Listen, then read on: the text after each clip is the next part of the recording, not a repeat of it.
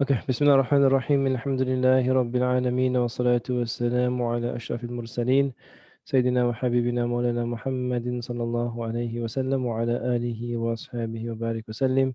Subhanaka la ilma lana illa ma 'allamtana. Allahumma 'allimna ma yanfa'una wa zidna 'ilma ya muqallibal qulub, thabbit qulubana ala dinik. Ameen. Once again, Assalamu alaikum wa rahmatullahi wa barakatuh. وعليكم السلام ورحمة الله وبركاته. وعليكم السلام ورحمة الله وبركاته. Alhamdulillah, so we have the second years along with the Dawrah years together, Alhamdulillah, and we're going to continue with Surah Naba, inshallah. So last week we covered the first few verses, and again we're going to look at it from a thematic point of view and identify where the theme breaks in the surah. So last week we started with A'udhu Billahi Minash Shaitanir Rajeem, Bismillahir Rahmanir Rahim, Amma yatasa'alun, Amma about ma, what, yatasa'alun, are they mutually asking each other, Anin Naba'il Azim, about the great news, Alladhi hum fihi mukhtalifun, Alladhi, that which whom they, fihi, regarding it, mukhtalifun, that they are differing about. Allah says to them, Kalla saya'lamun, they certainly saya'lamun, they will come to know.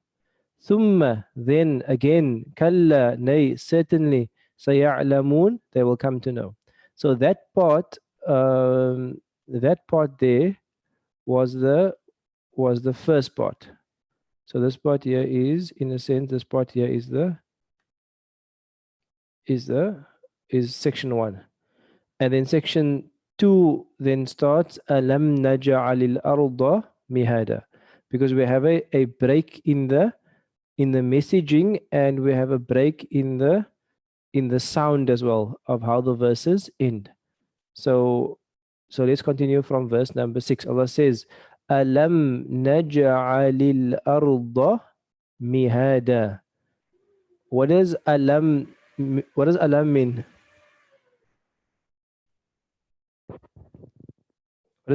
mean? Ifham's negation.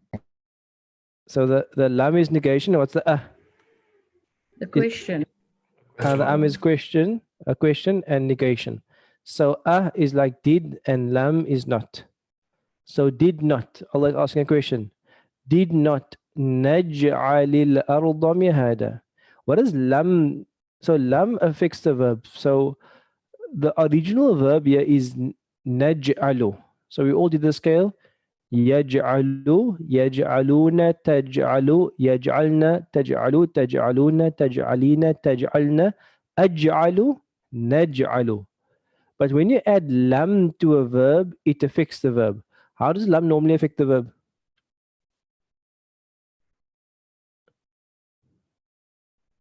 Doesn't make it past tense, man. Okay, in terms of meaning, it makes it past tense, yes. But in terms of the haraka, what happens to the end of it? Remember, it was naj'al. End changes, Molana. It becomes a. Doesn't it fall away? The last haraka fall away. Okay, if it's a weak haraka at the end, it'll fall away. But what's the default change normally?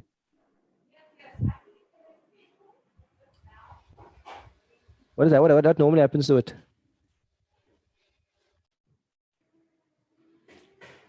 Does it change to a sukoon? Say it again. It's very soft, Sadiqa. Oh, does it change to a sukoon at the end? Yes, good. So the original verb is naj'alu. So naj'alu. That's the original. I don't know how to make this font look nice. Let's see, I have. I don't know where the nice Arabic is here.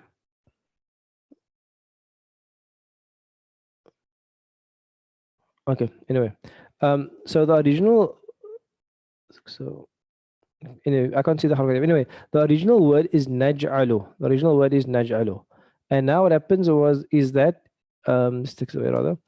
The original word is naj'alu, and what the lam does is the lam normally puts a sukun at the end. So there should be a sukun at the end, because in Cape Town we say the lam makes the verb lam. So they had a dhamma, but now we make it lam, we may have a sukun at the end. That's a sukun at the end. But what's the problem with keeping a sukun at the end?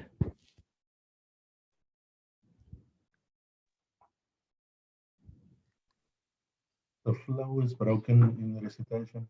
Maulana. Okay. So actually, it's impossible to read it. Like, who's able to read it with a sukun?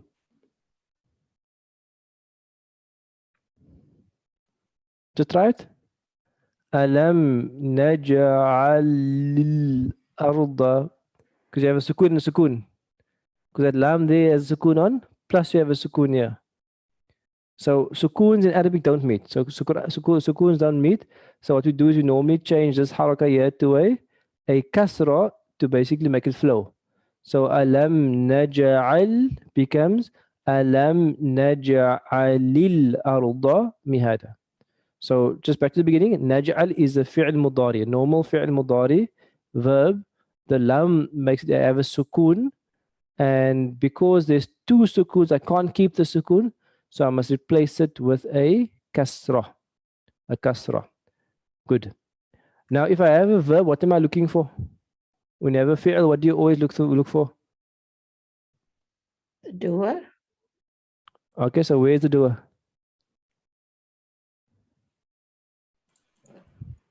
Inside. Okay, good. So, Naj'al noon is the fa'il. so basically, when we look at the end of the word, end, we see nothing there. There's no una there or ina or anything. To the left, we see nothing in the rof. If it's not on the end, ila, remember, not on the end, not on the left, it must be inside. Now, what's inside here? So we. Is a we. How do you say we in Arabic? Huwa is he, whom, them, anta, you, and all of you. How do you say we? نحن. Nahnu. So basically, inside here, here's a nahnu. Who does the nahnu refer to? Allah. It refers to Allah. And what is the quality of a... So when Allah speaks about himself in the plural, it is there to A display royal, power, royalty, royal, and the royal we, yes, is there for power and therefore for strength and for might. It's there to display power. So Allah says, Alam naj'al, did we in our power, in our might, in our strength, did we, Allah is referring to himself, but that we is therefore, it's the royal we therefore for power. Good. Now, after we found so if we have a verb, a fi'l, we have the fa'il. So this is all understandable by first, second year, Dawrah year, nothing is new here. What else do we look for? Does this verb take an object? looking for the مفعول به. So where is the maf'ul bihi? الأرض. Al-arda is one of them. So this, mihada one. yes, so ja'ala is one of those special verbs that take two maf'uls. Because ja'ala means it doesn't mean to make something, it means to make something into something. So it's one of those that have two maf'uls. So in other words, this is going to be maf'ul number 1, and this is going to be maf'ul number 2. Sorry, my 2 has disappeared there. Maf'ul number 2. So we have the verb, and then we have the fa'il inside, and we have maf'ul number 1, al-arda. Did we not make al-arda, the earth, and into what? Into a mihad. Mihada. Into mihad is going to be maf'ul number 2. So many of these here are going to be in the same spirit. They're going to be jumlatul fi'liyas with a fa'il inside or at the end, and then the maf'ul or 2 at the coming after that. Okay, so we covered the grammar on that. And again, this is also like a refresher for everybody just to get back into it, inshallah. Let's get into some of the linguistics. What does mihada mean? A resting place, Maulana? A resting place. So what I always advise is that if you want to appreciate Quran, we have to kind of deepen our understanding of words. We have to deepen understanding of words. And the best way, or one of the best ways, is to go to a dictionary. So if I had to go to dictionary and I had to type in what are the root letters of mihada?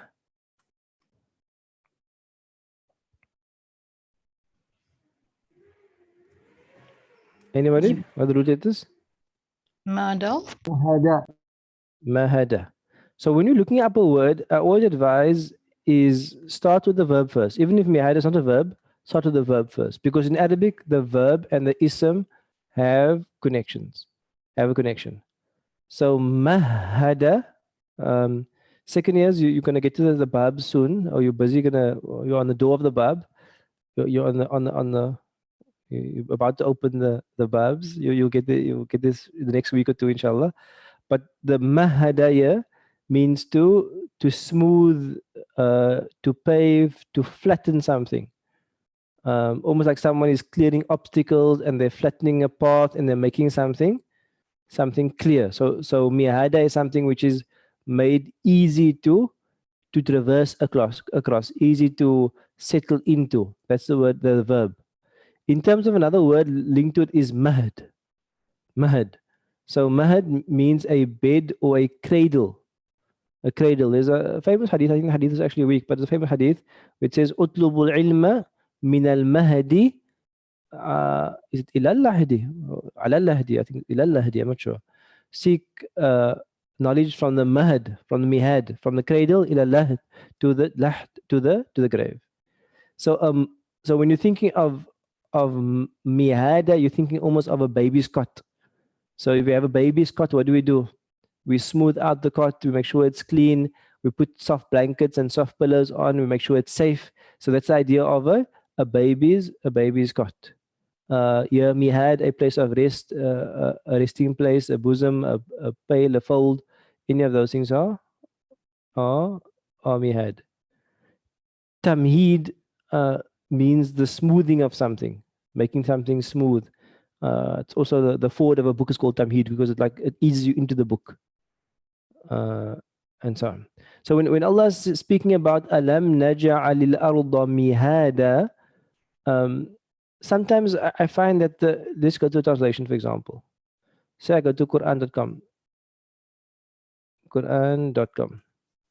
and I take this. I take this ayah.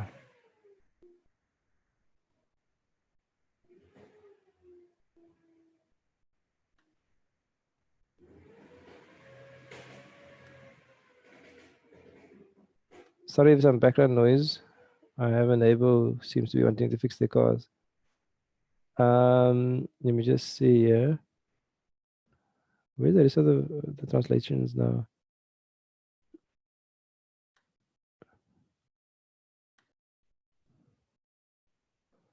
Okay, so what I find often, if you only look at translation, it becomes a resting place, a floor, a bed. I find it much better to always attach something to a verb and a noun in my mind. So, for example, I'm attaching mihada as something which is being leveled and which is being smooth and which is being eased. That's mihada. And I'm also attaching it to the idea of a bed and of a baby's cot. And I'm having that in my mind when I'm interacting with the word. So in this case here, alam naj'alil arda mihada, picture Allah Ta'ala, it's as if Allah has taken this earth and Allah has made it like a cot for us. Because you can think about how Allah could have made the earth. He could have made the earth full of cliffs and valleys and craters and just uninhabitable. But especially in Cape Town, we experience that there's a comfort in the earth. There's an ease within the earth. There's an ease of travel and a comfort above the earth. So Allah says, Alam naj'alil arda mihada. Then Allah says, Wal jibala awtada. So what is the wa attached to? Because wa means and.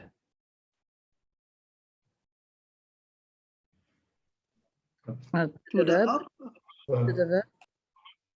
It's attached to after najal to the ard. Did we not make the earth? So after najal, this year is going to be attached to al-ard. So did we not make the earth into a bed, into a cot, in something smooth and easy, and then this wal jibala is attached to the ard. In other words, this is also linked to the verb. And do we not make naj'al? Do we not make wal jibala al jibal? What jibal mean? Mountains. Mountains. Jibal means a mountain. Mountains. Autada. Autada is the plural of watid. Wautadal. Watid. What is autada?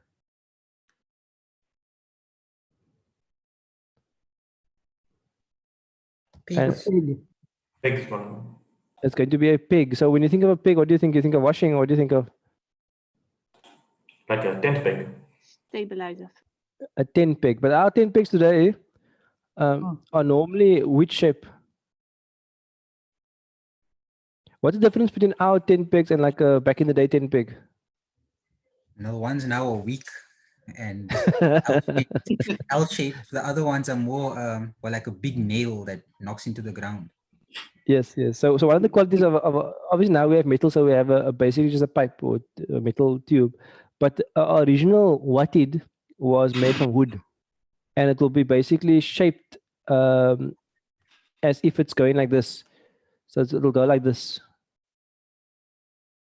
You with me? Yeah, it will be that, but it'll be sharp at the bottom. Because they carve it down, and then maybe the top would be. Let me just draw it again quickly. Maybe the top would be like this, but the bottom would be like that, like a steak basically is. So this is a back in the day watid. So a watid was sharp at the bottom, it went into the earth, and above, so you knock this into the ground, and this part would protrude. So Allah is saying, وَنَجْعَلْ, and we made al-jibala, we made the mountains into autada, into pigs, which means if you have a mountain, there's a part of the mountain which is above the ground, and there's a part of the mountain which is like above the ground, and there's a part of the mountain which is going to be like below the ground. So this is going to be autad. There are some, and I'm really not an expert, and we must ask the geologist probably about this. There are some articles about the mountain stabilizing the earth and those things. I'm just sometimes skeptical of I don't know, sometimes like this Quranic miracle, sometimes like if it's unverified. I'm like skeptical about like unverified it's called Quranic miracles.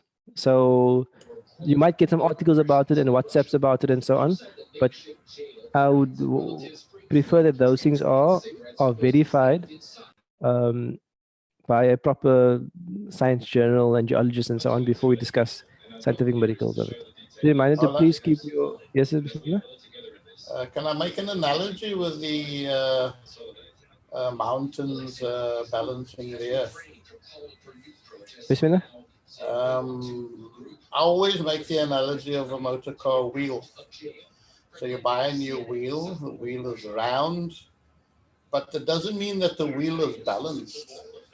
So if you put the wheel on a car and it looks round, okay, the car will wobble, or the steering wheel will wobble, and then you know that the wheel isn't exactly round. So what do? You take it to a fitment center, and then they take that wheel and they put it on the machine and they spin it to see where the flaws are, and then they find the flaws.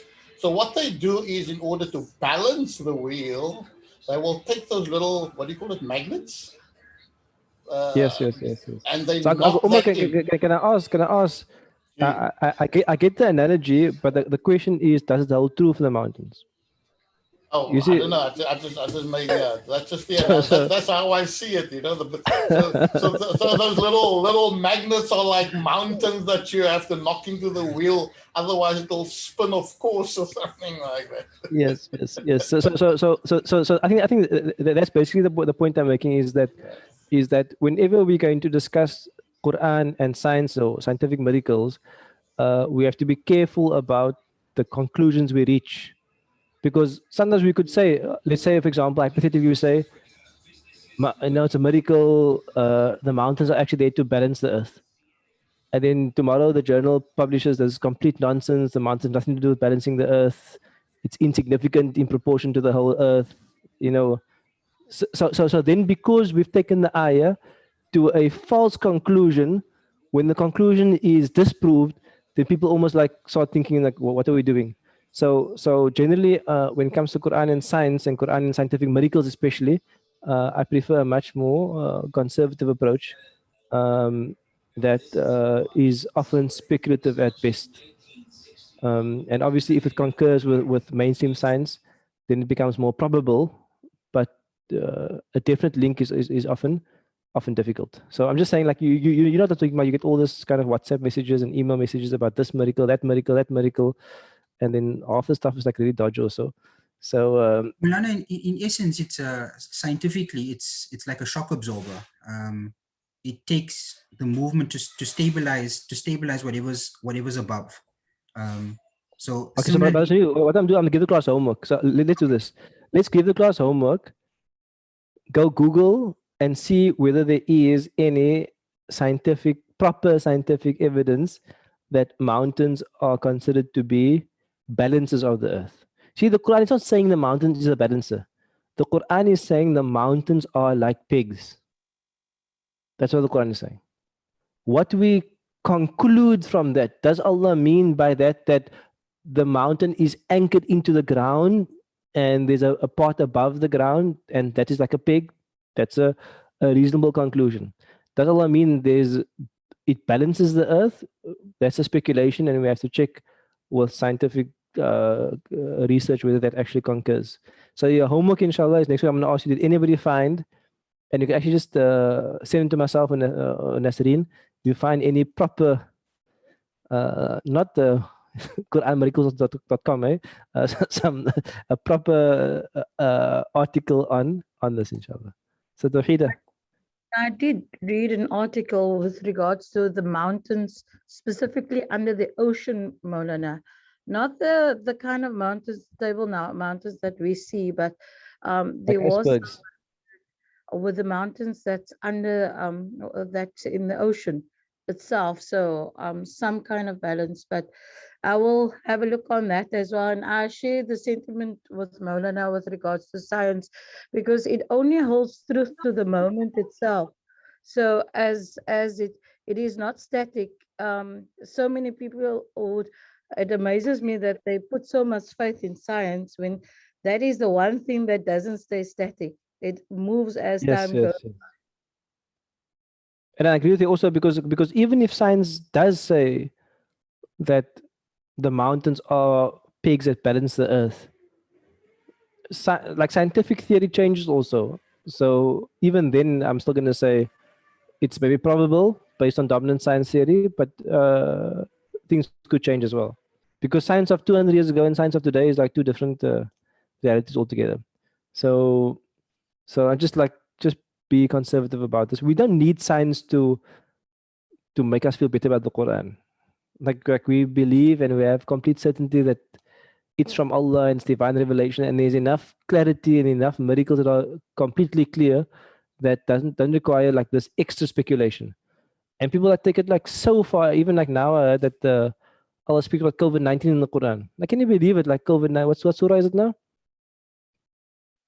There's 19 in the one surah. وَمَا جَعَلْنَا إِدَّتَهُمْ إِلَّا one of the surahs now.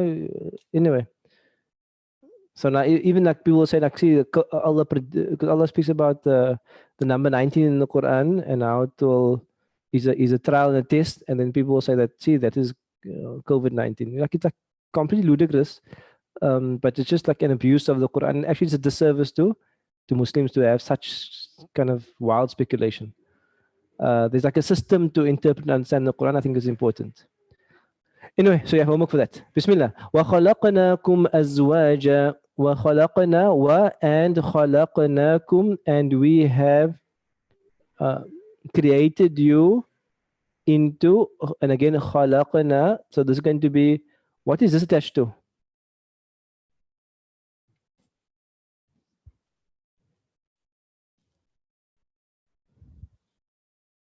Surah Mudaththir, yes, Asif. Isn't it still attached to the Ardan or no? Okay, but now we're not going to have the verb attached to another verb. Is it attached to the alam? Or no? It's attached to the alam. In other words, to this naj al pot. In other words, did we not make the earth into a bed? Do we not make the mountains into pigs? And did we not create you into beds? So actually, the continuation of the question is continuing. Okay, but we had to switch from mudari to maldi, but the question still continues. Wa khalaqnakum, and have we not made you into azwaja? Because the wa is telling you that it's still a continuation of the previous one. So wa is and. Khalaqna fi'al maldi, the na is the fa'il, and the kum is the maf'ulun bihi, number one, and the azwaja maf'ulun bihi, number two. And have we not created you, all of you, into azwaj, into pairs? A zawj is a pair. Zawj also means types as well, but in zawj in this case here means that we have not created you into pairs. There's something subtle that happened in the surah, and what's the difference between saying kalla saya'lamun and then going wa khalaqnakum? What happens in the address? Saya'lamun khalaqnakum. Does it change from third person to first second person. Second person. Good.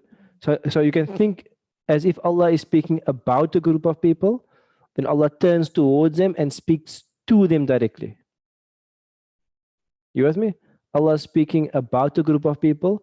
And can you see when Allah is speaking about a group of people, what situation Allah is speaking about? In this world or in the next world? Next world, because the sah make it the future. Good. So when Allah is speaking about this group of people, Allah is saying, Kalla saya'lamun. They, this group of people, in the next world, saya'lamun, they're going to know. Thumma kalla saya'lamun, they're going to know that Allah turns towards them. When Allah turns towards them, do Allah create them pairs in this world or next world? This This world. world, no. This world. So in other words, there's a directness about it. So in other words, there's a directness about it in terms of content and also in terms of just like that feeling of Allah turning towards us. We can get that feeling from the way Allah changes from them to you. Wa khalaqnakum, and we have created you, kum, all of you, as azwaja, into pair. So you can feel that shift also, and that shift also is in the theme. Allah is speaking about them, and Allah is speaking again to you. And the you would be those who are believers and those who question. Those who are believers and those who question. Good. Now, what is the link between it's going to carry on the ayah, we're going to carry on with it now, but what is the logical link between this discussion and the previous discussion? The previous discussion was people questioning Qiyamah and resurrection. This discussion is speaking about Allah creating many things. What's the link between the two? Is Allah subhanahu wa ta'ala bringing to question or being explicit about the favors and his ayat and asking people, how can you not believe when you see these things? Okay, yes. Let's expand some more. Is Allah not just confirming what He is capable of doing? So why do people still doubt it despite Allah being able to do exactly what He does? Okay, good. So Allah saying Qudra is ability. Allah created Qiyamah. So it's now, because people are doubting it, but here's now Allah is taking things that they can see, all of these creations. Why do you have doubt about Qiyamah when you can see all the other stuff that I've created? Okay, good. It also be that I was talking about the tangible things that Allah has created, because people relate to tangibility, I guess. Okay, good. I So think people also opposites. Yeah? I think What do you also mean? opposites. It's like one of the brothers said, like the tangible things, the things you can see and touch, and then the year after the day of Qiyamah, that's which you can't see. And if you look at the mountains and like being pegged, there's the tip of the mountain which we can see, and there's the other part that you can't see, like our muk, the stabilizer, and all of that. Sure, that's deep. Is that from your own tafsir? I had a note here, and then I just thought about it some more. No, mashallah, it's a beautiful point, mashallah. No. Okay. So there's lots of depth. So on a very basic level, is that there are tangible things which we know that Allah created. Even the mushrikun used to believe this. So the mushrikun did not believe in Allah. They believed He created everything, but they just believed there were other gods and so on. So like a very logical reasoning is that if you accept the premise that Allah created all of this, or there must be let's call it, there must have been a power outside the system to create the system. Let's just leave it as broad as that. There must have been because things have to emanate from somewhere. There must have been power outside the system to create the system. If the system is created once and is tangible and we all can see it, what logically makes us think that it can't be created a second time? And in fact, in human understanding, the second time is easier than the first time. Obviously not for Allah, it's not like difficult, easy for Allah, it's just kun fayakun. But in human understanding, the second time is actually easier than the first time. So if we accept the premise that this existence was brought about by a higher power outside of his existence, then why can that not happen a second time? And this is the link between the two. And that ayah and that reminder, ayah means an indicator towards some supreme power. Ayah means a pointer. It's an indicator towards a supreme power that did it once and can do it again. وَجَعَلْنَا نَوْمَكُمْ سُبَاتًا. وَجَعَلْنَا, and we again, the creator, that power, that ability, we made نَوْمَكُمْ. What does naum mean? Sleep. We made نَوْمَكُمْ sleep. نَوْمَكُمْ, your sleep. Subata. We need to know, like subata is an unusual word. We don't know a meaning of a word. Think about a similar word with the same root letters. Do any of you know another word with the same root letters? Sabbath. Sabbath. Sabt. So what is Sabbath or Sabt? The rest day. The day of rest. The day where you cut off from action. So let's go into our dictionary. And again, I want to emphasize this, the dictionary, it's really valuable in terms of, again, let's do the translation first. Rest, repose, rest. So all of them just say rest and repose, which is like the general translation. But now if you get into the Arabic, like the dictionary, it's going to give you much more.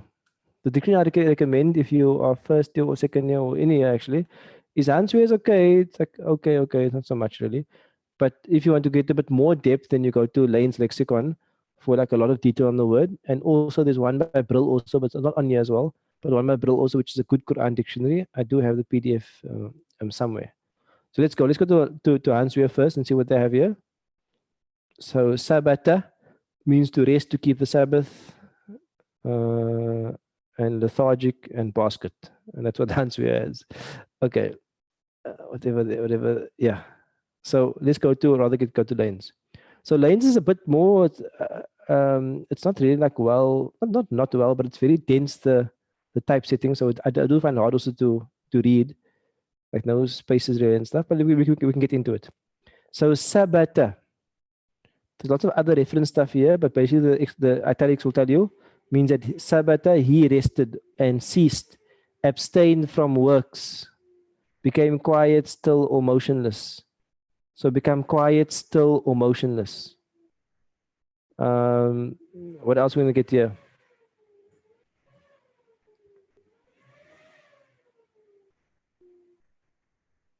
Yeah. Sabata shay. Sabata shay means, what? Ay qata'ahu. To cut off a thing, to cut it off, to sever something. So you can think of sabata as to cut off something. Let's go to some of the isms. We can do some of the fi'ls first.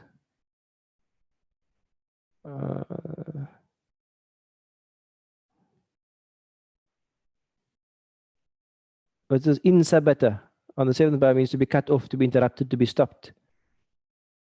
Sabt means rest, quiet, stillness, or freedom from motion.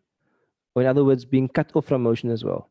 So what I want you to get an idea with the word sabata is not just rest. Sabata is the idea of becoming still and becoming cut off from something. Like the Sabbath is a day that people who practice are cut off from normal work. They're not allowed to do normal work. This is the meaning of Sabt. So in which way is the Naum a Sabt? In which way is Naum a Sabt? In the way that when you're asleep, you don't actually have anything to do. You're cut off from doing things. Okay, so you cut off from action, from thinking, from tasks and so on. What other way? There's something deeper. From consciousness. Consciousness, something else. Alhamdulillah alladhi ahyana ba'da ma amatana. Don't you die? It's like you die. Body and your soul is. It's a small death. So your ruh actually leaves you. And when you wake up, your ruh returns to you. So your ruh actually leaves you and Allah returns it to you. So there's an idea that when you sleep, Allah said subat here. Yes, in a normal sense, you cut off from activity and consciousness and work, but also in a more spiritual sense, or metaphysical sense, your ruh leaves you and you're cut off from that, and Allah returns your ruh when you wake up, and that's why you say Alhamdulillah alladhi ahyana ba'dama amatana. So there's a cutting off. Okay, good. There's something else about that, like a bit like on Nuran's type of Nuran's type of thinking, that's also linked to Qiyamah. What's the link to Qiyamah? Because remember, the questioning is about Qiyamah, and the evidence here is also going to be linked to Qiyamah. So in which way is Ja'alna Nawmakum Subata going to be linked to Qiyamah? I'll give it a try, Maulana. That's it, your tafsir. I think similar to, like Maulana mentioned now, the fact that it's within Allah's power to separate your body and your soul from each other for that period of time while you're sleeping, and then bring it together again when you wake up. Yeah. So perfect. So basically, so it's like a small qiyam almost. Allah can raise like us from the dead again. It's like a small qiyam. Is that one day we will all be cut off from this world. We'll be cut off completely and be carried in some sheets and put into a grave, and we'll be cut off completely. And that will be our subat. And like we wake up from the subat, this motionless, this being cut off, like we wake up from that sleep, we'll also wake up from the grave as well. So that's a very direct link between the argument against Qiyamah and the evidence for Qiyamah. Next one. وَجَعَلْنَا اللَّيْلَ لِبَاسًا وَجَعَلْنَا, and we made al-layla, we made the night libas. What's libas mean? Covering. A covering garment. Yes, so covering and garment, it means covering garment. There's something else also which useful knowing about the word libas, is that there's an interesting link about it. Let me just pull it up for you.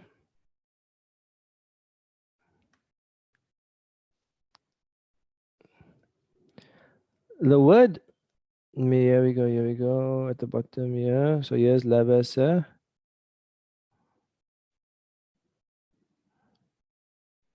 So labasa on the second bar means to dress, to clothe, or to put a garment, all those things. It also means to make something obscure and unclear, to make something complicated, to make something hard to understand. So what is the lubs, or here means confusion. So how is that linked to clothing? Confusion and unclarity linked to clothing. Clothing, I want to say, obscures the body. I don't know if I'm making sense. That makes sense. So a clothing is supposed to confuse you about what the person's body looks like. If it makes sense. Like I'm talking about normal clothing. Like, like if you wear like a loose shirt or loose pants, or men wear a thobe, or women wear a thobe or something, it actually is supposed to make unclear what the person really looks like. And that's actually what libas actually means. Labasa means to confuse someone. So obviously not modern dress, because lots of modern clothing leave no confusion. But actual proper libas actually is there. It also means it means confusion. I think it's an interesting word just to remember also, because you can link clothing now to confusion. So when something is labs, it means something is confusing actually. So it's an interesting word. I don't know if you enjoy it, but I mean, I love these Arabic connections. I find them very like enriching, and it just gives you depth to the word. Whereas if you just keep it at the same surface level, you don't get that same feeling for the language. Then Allah says, وَجَعَلْنَا اللَّيْلَ, so we made the night a form of covering. So the person is, and obviously libas is the idea of protection. There's a form of protection, and also with regard to the night, there's also, let's say, there's not clarity about what you're doing. Not like in a weird way. In what I mean, like in the day, people are out and they're working in the office and they're at the shops and they're in the public eye, and libas is a time where it's like a private time. So there isn't confusion about people's actions, because it's a private time with regard to libas. This is the last verse, inshallah. وَجَعَلْنَا النَّهَارَ مَعَاشًا. وَجَعَلْنَا, and we made, or did we not make, again, ja'ala is the verb, na is the fa'il, and two maf'uls. An-nahar, what's an-nahar? Day, the day. Day. Day, an-nahar is the day. In other words, when the sun is up, that's an-nahar. When the sun rises until it says as nahar. And ma'asha? Livelihood, risk. Livelihood. So what's your aish? Aisha ya'ishu. So the verb Aisha ya'ishu means to live, to be alive. So Aisha, we are all Aisha. So Aisha Rajul means the man is alive. So your Aisha means to be alive. And then your Aish in Arabic is what keeps you alive. What keeps you alive. Which is very interesting, because if you go to an Arab country and you ask them for Aish, what will they give you? Yeah, they will give you ice, Molana. Sorry. That's for ice. But you can ask for Aish. Aish, if you got the easier say, give me Aish to the shop, what do you think they're going to give you? What's the staple thing that keeps you alive? Like bread, Molana, bread. It can be bread. So if you can see there, subsistence, living chiefly, bread. So in Arabic, you ask for Aish, they actually give you bread, because it comes from the Aisha, which means to live, and bread is like a staple food for keeping people alive. So Aisha means to live. So your ma'ash is that which keeps you alive.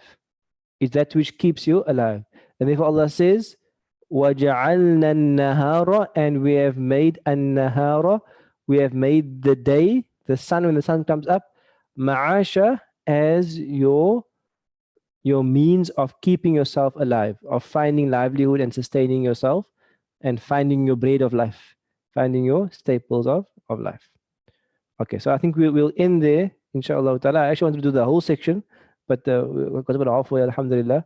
But again, I would like you to memorize these 11 verses, recite them in Salah the whole week, and also get a feeling for the word. So when you're thinking of subata, you're not just thinking of rest, you're thinking of Sabbath, you're thinking of being cut off, you're thinking of being still, you're thinking of your ruh being removed, you're thinking about all of those things, because then the language has richness. Same with libas, same with autad, same with mihad. You're adding depth to the word, and that's gonna bring more to the power of the Arabic, because every word is like its own universe. So focus on that for now, inshallah, and try to prepare the next few verses, and try to look up some of the words. look up the word like shidad and wahaj and mu'sirat and thajaj. Like look up those words to get that depth in the language. So if you can prepare inshallah from verse number 12 to verse number 16, because the section ends by al-fafa. So until number 16, and if you can look up the last word of each ayah.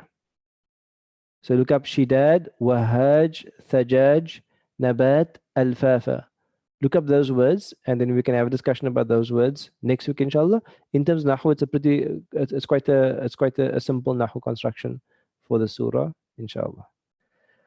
Okay, before we go, any feedback with regard to the classes or ideas or suggestions? Assalamu Inshallah. Is there any news about returning back to the masjid? There's no news from us. But I think we're just waiting a little bit just for things to really settle down and then make a decision with regard to that. So in terms of the lockdown level and the numbers of infections and deaths, we generally rather err on the side of caution. But I think as soon as it becomes feasible, inshallah, we will return to the masjid and then obviously broadcast for those who can't attend, inshallah. Okay. Anything else? I am also planning to bring back your assignments on another note. So next week, inshallah, we'll start your assignments again, and we will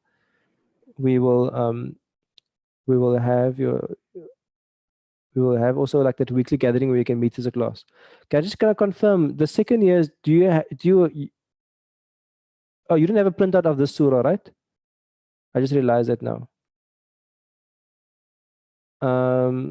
So those of you who have gone to third year, we actually have a copy of the Mus'haf for you.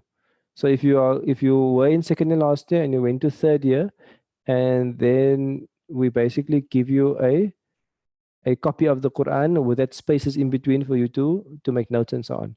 And then for those of you who are second year, inshallah, we will make copies of it, which you can print, inshallah. We'll make copies with spaces in between, which we can print. But Irshad did send me a template. I'll respond to him separately, inshallah. But we'll make a template which you can print out, inshallah, for second years. But third years, Nasreen will be in touch with you to pick up your actual Mus'haf for second year, inshallah. Okay. Any other questions or comments with regard to the course and the class and so on? Assalamu alaikum, Maulana. When we return to the masjid, will we continue with this structure where we are in combined classes, or we will be separating? I will have to look at the scheduling then when we get there, inshallah. But basically, if we do combine the classes, we will make sure that the technical subjects like Nahw and Sarf are pitched at the lowest level. So you won't feel out. I know sometimes the second years feel a bit unsettled when we say something that's not that you haven't covered. But if we mention something that you haven't covered, don't worry too much about it. But we will consider the separation when we get there, inshallah. Okay, inshallah. Okay, shukran. Okay. Anything else? Are you guys? Is anybody like getting used to online, like preferring it? It's not bad, Maulana. What do you say? It's not bad. You can wake up 5 to 9 and then be in class at 4 minutes to 9. And be in your pajamas. Yeah, my other question is like, do you sometimes find like a more direct experience to be online? I find it much easier to ask questions and speak out. I don't think I would do so in class.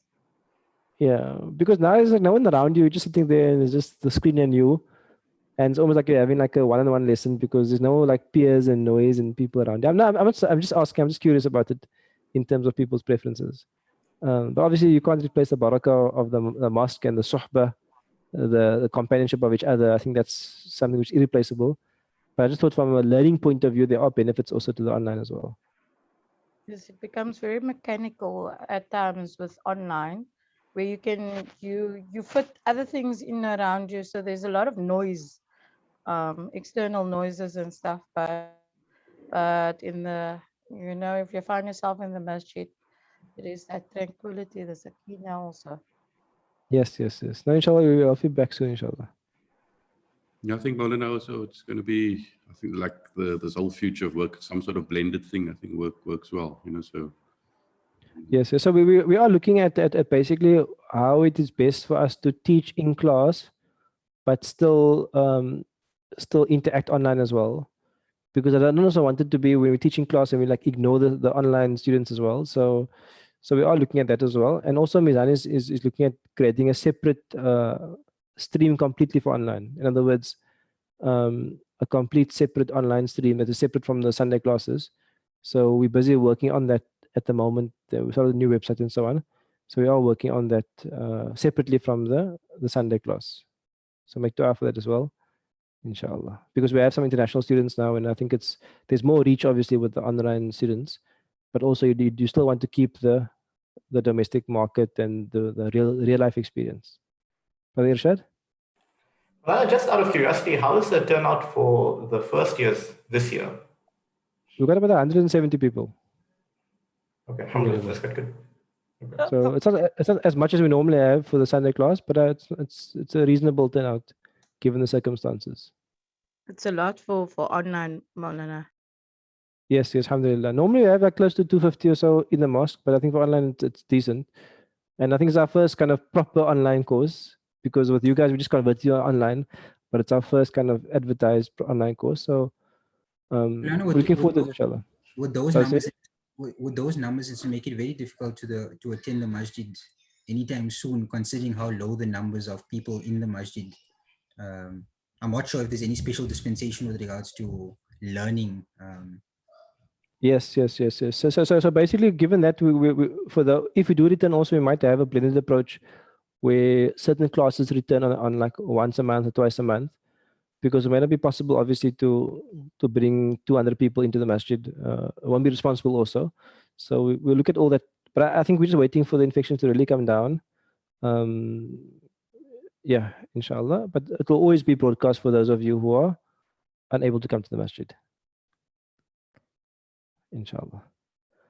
Okay, barakallah. Good to be back, alhamdulillah. I do miss the class in person, but we'll hopefully see you soon, inshallah. But keep working, keep your motivation up, keep attending, and we'll see you next week, inshallah. Brother Konik, do you want to say a final word? No, just jazakallah khair. Okay, barakallah. Okay, keep well, inshallah. Wassalamu alaikum wa rahmatullahi wa barakatuh. Waalaikumsalam warahmatullahi wabarakatuh. Shukran. Assalamualaikum. Waalaikumsalam. Waalaikumsalam. Have a good weekend.